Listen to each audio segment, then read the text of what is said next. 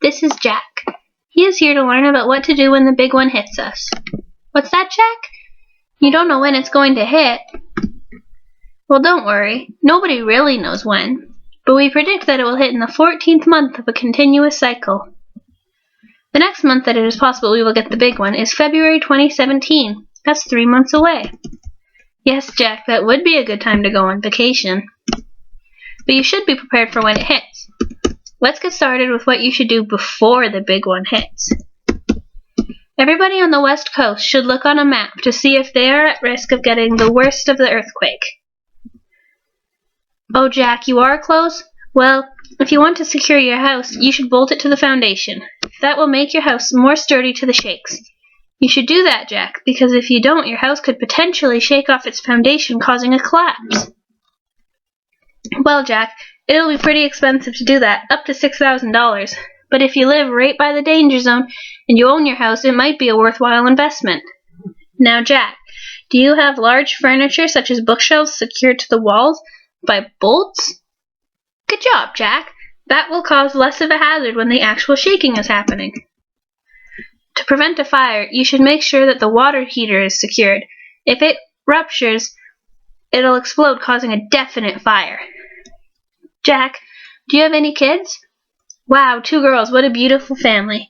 Yes, your wife is lovely. What you would need to do when you leave here, Jack, is come up with a plan and safe meeting spot for if the earthquake happens when you are at work or the kids are at school. Then you may all get separated. And you don't want that to happen now, do you, Jack? Okay, that's a lot of information with what to do before. Let's quickly talk about a few tips for what you should do during the quake. When it hits, there's sure to be an element of panic. Make sure you keep you and your family calm, Jack. It's very important for everybody's safety that thoughts are kept clear and focused. Make sure your kids are kept far away from windows and get everybody under a sturdy thing, for example, a table. Do not put anybody in a doorway, Jack. If the door closes unexpectedly, it could really hurt. If you are in an apartment and need to get out, make sure to take the stairs calmly and avoid running. Plus, at all costs, you need to avoid the elevator. Do you ever take your kids to such places as the mall? Yes, most parents do. Jack, make sure that if you are in a public setting when the earthquake hits, that you do not run for the exits. If there is already a mass of people, then you or someone with you could get trampled. Try to find a safe place nearby and shelter everybody there. Driving will be complicated if you're in traffic when this hits. Do not keep driving though, Jack. Bring your car over to the side of the road. Try your best to make sure that you aren't by things that will fall or drop on your car, such as buildings and power lines. Okay, Jack, that's the basics of what to do when the big one is happening. Let's briefly discuss what to do when the shaking has ended. Because your family is going to need you the most during this time, Jack. Well, let's just do the example of if this happened when you were at home. Make sure everybody in your family is okay. Do you know first aid? No? Then put a help sign on your window.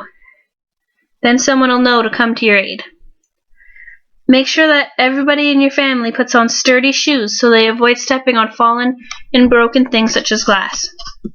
Clean water will be essential in this time, Jack. Make sure you have a bathtub full of water if tap is available. If not, you can melt such things as ice cubes or take toilet water. Yes, Jack, that does seem gross now, but in the time of an earthquake, that'll be your lifesaver. The water should be cleaned before anybody drinks it. Ideally, you would boil it for a few minutes, but if you have lost power, you could pour the water over paper towels to try to get most of the bad stuff out.